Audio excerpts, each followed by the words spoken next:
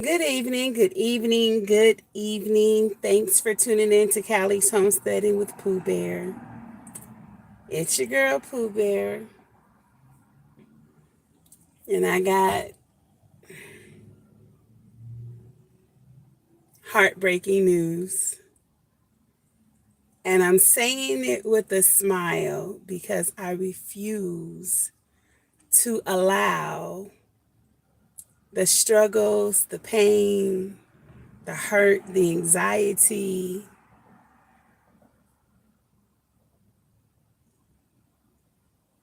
the anger to get me down. So I'm trying to be okay. Now, if you watched my video earlier, then you know that I went through the homeless woman hitting my car, and it is a big, it's about this big, that big of, I don't know if you want to call it a scratch. It looks like it may have possibly taken the paint off. Good evening. How are you? Okay, I don't know who you are, but good evening. So you know about the homeless woman hitting my car with that thing. And earlier today, if you saw the video, then you know that I was telling you guys about, good evening. You guys heard me talk about the guy that was drunk in the car. Hi, Nessa. Hi, best friend. Nessa, I want to cry so bad, but I'm trying not to allow myself to give in to whatever this is. Hi, Jeanette Guest. So y'all know about the woman hitting my car, and let me show y'all the scratch. I mean, just driving down the street, minding my own self business with the drunk in the car, but trying to be okay about it. And the woman, you guys gotta understand, it's like 4 o'clock in the morning. So the woman is sitting over here with all these homeless people with their tents and everything. And she's just gets up and she's holding that little cone. It's the long one with the black thing on it on the end. She's holding it and she just started running towards the car. And I tried to speed up, but she came across the street like a track star. Wham!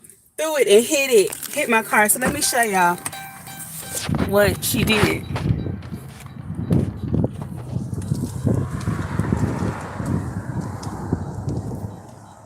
Y'all see that?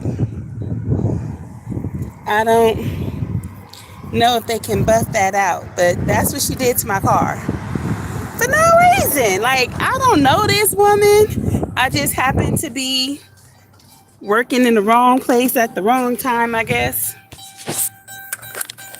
But, yeah, that's what she did to my car. And then the guy threw up. And then we had to clean that. And after we cleaned it, Mecca and I, we scrubbed it. But we did it in partial darkness because we only had the light of the car. So I thought that we had done a really good job. It smelled good.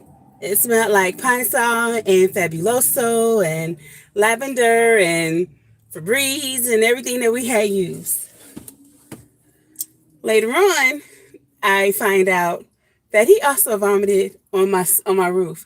Now, after we cleaned the car, I went back to work. And I was like, okay, well, I'll get it detailed later on. Because we Lysoled it down. We used the microban. You know, we doing a thing. So I'm like, well, it's sanitized and we cleaned it. So we're okay. I'll get it detailed soon. We get paid tonight. So I'm like, I'll get it done tomorrow. Because we had to take Whisky to the doctor. But then Diamond says, Mom, did you see all that vomit on the roof? It's like in the back, all the way in the back on the ceiling. So now we have to clean that. We're like, okay, fine, whatever. Did everything we had to do. Had to take Selena to the hospital or to the doctor, and Mecca took her to the doctor, and she got her ultrasound, and now they're telling us some stuff that I didn't want to hear, but it's okay. She's not gonna die, or it's not nothing terminal or anything, but it still wasn't good. But it's her business, so I don't want to put it out there unless she gives me permission to. But then pick up Jeremiah, pick up Earl from work, come home, pick up Whiskey. Whiskey's been sick since Tuesday. I take him to the vet, and at this point, you have to pick him up. He doesn't even want to walk. He's not drinking. Like yesterday, we were giving him water. We had to give it to him through the water bottle. That was the only way he would drink. And they didn't have any appointments. And they were like, if you come in urgent care, it's going to be off the top $120 before we can even diagnose him with anything, before we can run a test. Off the back, it's $120. So we can have you come in tomorrow at 1:30. Bet. Tomorrow 1:30, he's still drinking water. He's not eating, but he's drinking. He, will still run around and play a little bit, but not like how he normally is. So we take him in there today. He won't move. Diamond had to pick him up. They weigh him. He's 19 and a half pounds, so my baby's getting big. Then they do the temperature. He was 103 when he should have been like 102, she said. So it was a slight fever. Then the doctor comes in and talks to us and everything, and I'm explaining to him that we just got him. It's been just at a month, and because he's in the house, he hadn't gotten his shots or anything. We were waiting for clinic, which is this weekend, and we were going to take him to the clinic to get his shots. Well, guess what? He has something called parvo or whatever. And I didn't understand it. We had to do some research on it, because I was feeling really bad, because the lady was like, yeah, this is what happens when dogs haven't been vaccinated. And so I was feeling terrible, like, oh my gosh, we didn't get him vaccinated when we first got him. And so now he's sick. And then the lady goes, no. She said he is most likely been having this for a long time. The symptoms just started to show. So then Diamond and I, we get in the car and we're doing the research. In order for a puppy or a dog to get parvo, they have to, A, not have been vaccinated, but B, they have to get it from another dog. Now, Whisky stays in the house. And when he does go out, he goes out in my yard. He's never been around another dog, except for that night when I was doing the video, and it was that German Shepherd that was in my backyard.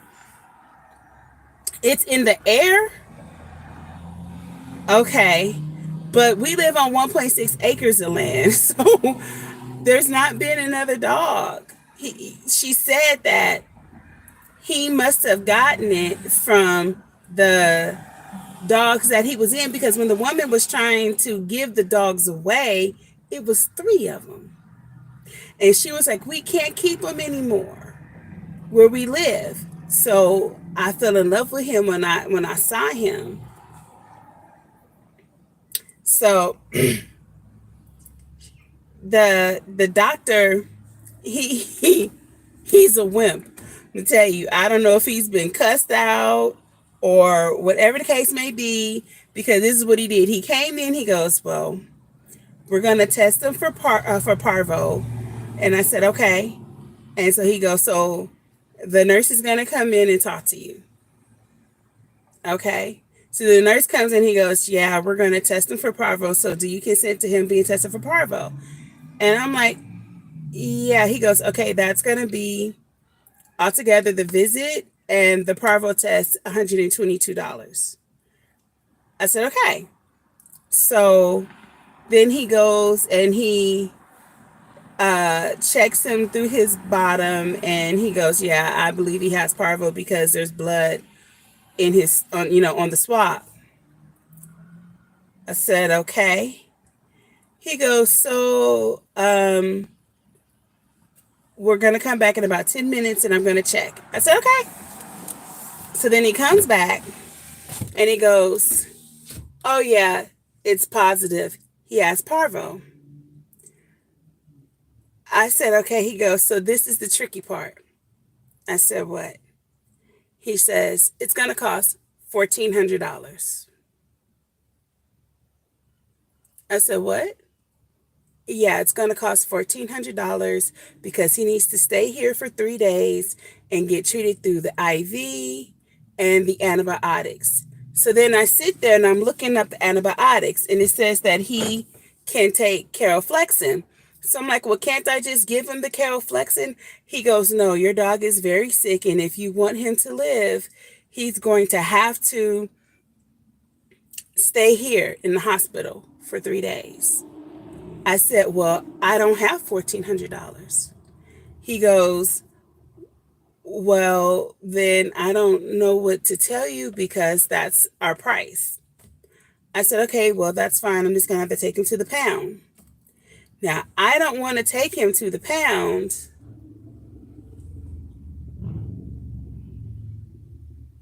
Yeah, no, absolutely not. I didn't, David. No, not at all. Because I don't have it. Like, I don't have it. So when I was talking to the cashier or whoever she was, front desk, receptionist, whatever, I'm paying the 122, and I'm like, yeah, I'm gonna have to go ahead and take him to the pound. So then another woman in the office, so it says, you're gonna take him to the pound? And I said, yes. She says, Incoming call from Alonso. Mobile, press you connect phone button to answer. sorry. So, wait, you said it doesn't cost that to treat your dog. Really? Hi. So, um, what I wound up doing was surrendering him over to the woman that worked there because I don't have $1,400. I don't have $400 to pay for a treatment. Like, that's just so not in our budget. So she was like, if you surrender him to me, then we'll go ahead and give him the treatment, and then they're going to replace him with another family. Now, I have been trying to go online and look for like assistance because they said that there was 34 different types of assistance for pets, like if you qualified or whatever.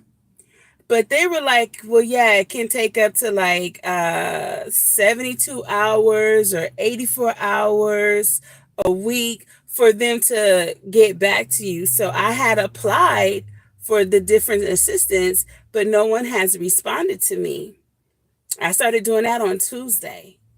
We're Thursday. And no one's like, okay, well, this is what we need from you, or yes or no, or anything. Um, so I had to surrender my dog so that he could live. And I'm going to tell y'all,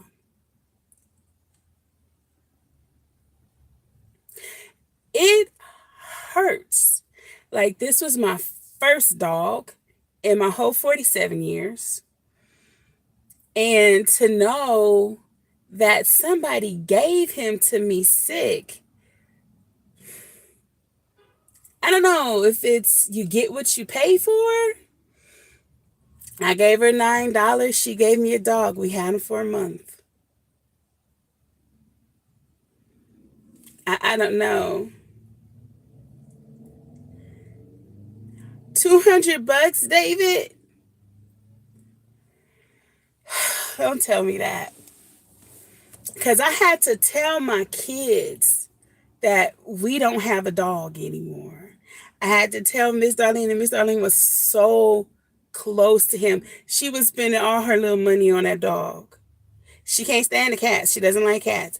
But the dog, she was just so in love with Whiskey. So, what I'm taking from this is I got an opportunity to have a dog. I can now say that I've had a dog because it was always, I've never had a dog before. I finally had a dog, even if it was just for 1 month. I've learned that I can be around a dog. Thank you, David. It's all right. It's all right. I know that I can have, because I've always been so scared. So, okay, when I was 13, had graduated 8th grade, and I went to visit my uncle in Tampa. And I used to ride with his sons. Yeah, we're gonna get another puppy, but we're gonna do it properly. We're gonna make sure that it's got all of its shots and that it is healthy. Thank you. Thank you, Hedgehog. Yeah, it's, and I mean Diamond was crying so bad she was shaking. And I mean, she's so sensitive. Diamond is so much like her mama. She's so sensitive. She just broke down crying. She was crying in the vet office. She was crying with the nurse or medical assistant or vet assistant or whatever you want to call them. She's crying in the office. She was in the car crying. And it hurt. And so I wanted to go live earlier. And Diamond was like, no, mama, don't go live right now. Not right now. It was too fresh for her, but I felt like I needed to go live because, for one, y'all know Whiskey. Y'all have seen him. Y'all saw him take a bath. Y'all saw when I got him. Y'all saw him barking the other day when I was trying to cook because he wanted to come back in the house.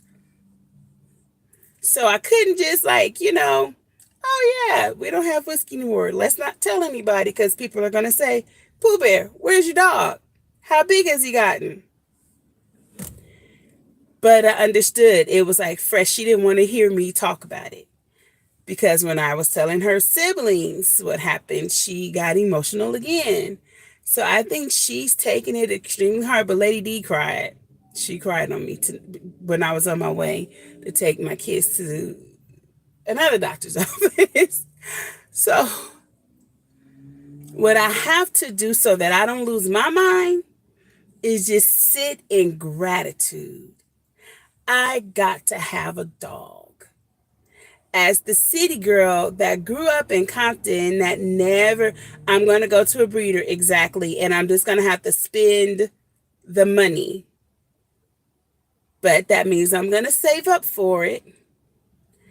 And there's a lot of breeders around here. There are a lot of breeders around here. And when I go to the feed stores, there are pictures of people that have litters, and the feed store promotes them. Tractor Supply, they let them put their pictures up, whether it's pigs or horses or goats or dogs and cats.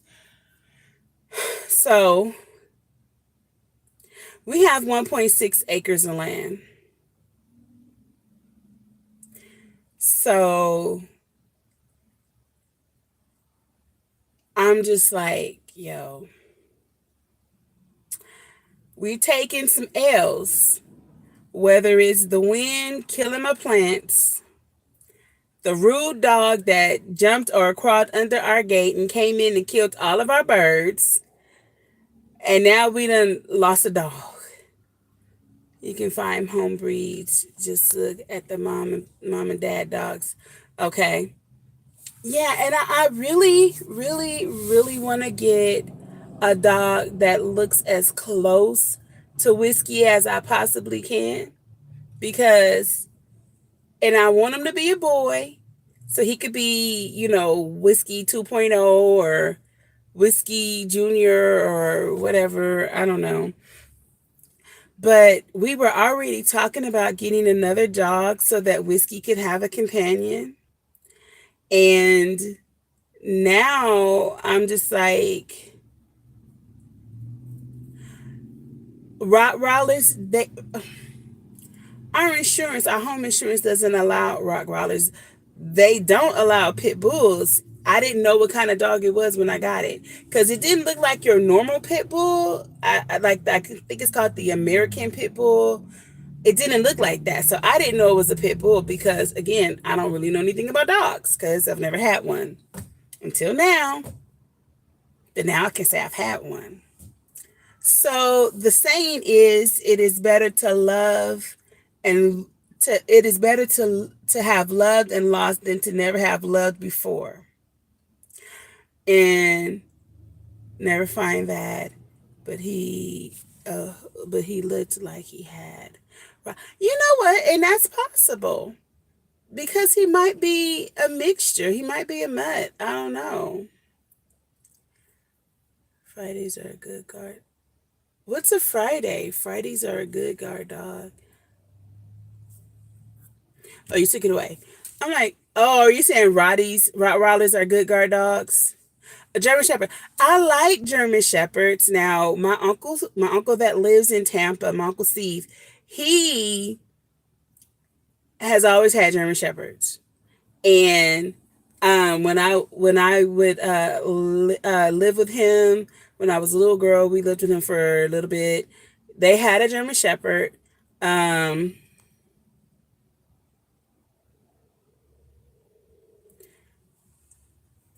a Belgian Monos. I don't have no idea of what that is. David, you talking over my head. I don't know. When the time comes, because this time I'm gonna save up my money to make sure that the kids are coming. I'm gonna get off.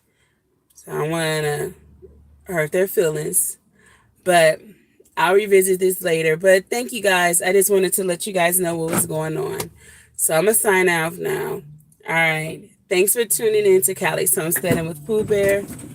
I'm your girl Pooh Bear. You good? I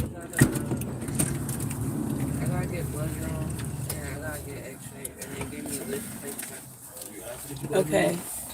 All right. We gotta go get more x-rays. All right. Thanks for tuning in to Callie's Homesteading with Pooh Bear. I'm your girl Pooh Bear. God willing, I'll see you soon. Say hi, Diamond. Hi. Don't show me. Hi. Hey, that's them. Okay. Bye, you guys. What'd you say? You guys have a blessed night too. I think I'm gonna go get me some ice cream. And you hear Mecca say yes. We're gonna go get some ice cream and we're gonna drown our sorrows in some ice cream and some cookies. And miss our dog. My dog is gone, bro. You hear Diamond? Her dog is gone. Yeah. Dog is gone, bro. Oh, Jeremiah doesn't know. I'm really gonna let you guys know because we gotta tell him. All right, love you guys. Bye.